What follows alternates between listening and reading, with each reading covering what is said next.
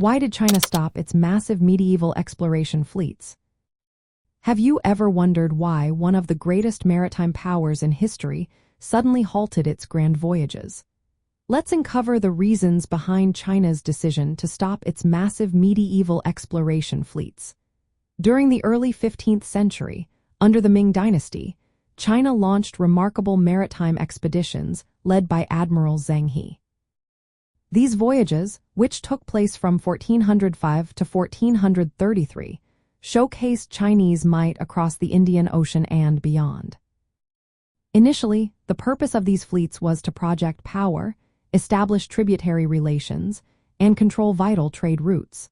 The fleet included hundreds of ships, some known as treasure ships, which carried goods and troops to demonstrate the strength of the Ming Dynasty.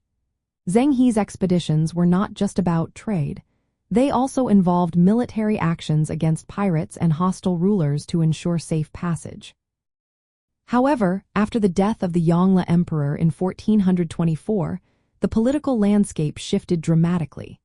His successors, particularly the Hongxi Emperor, favored consolidating internal control over maritime expansion. The focus turned to defending China's northern borders against Mongol threats rather than spending vast resources on voyages. Economically, these treasure voyages were incredibly expensive.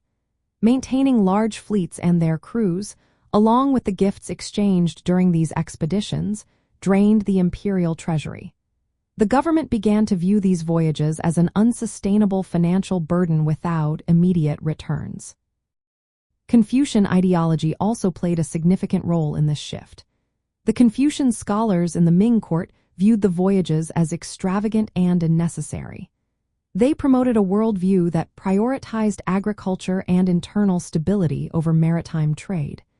This ideological opposition led to a decline in support for exploration. Additionally, legal and dynastic precedents influenced the decision to halt these voyages. The voyages were seen as contrary to the dynastic foundation documents, which emphasized restraint and defense. The Xuande Emperor, who ruled after Hongxi, supported the cessation of the voyages as consistent with these principles. As China withdrew from maritime exploration, Europe was just beginning its own age of discovery. While China stepped back, European powers were motivated by trade, religious expansion, and territorial conquest. This shift allowed emerging European states to fill the vacuum in global trade routes. In practical terms, stopping the treasure fleets meant China retreated from overseas expansion and maritime dominance. This decision marked the end of an era of extraordinary maritime activity, just as Europe was starting its journey into exploration. The combination of changing imperial priorities, economic constraints, ideological opposition, and adherence to dynastic rules ultimately led to the end of China's massive medieval exploration fleets.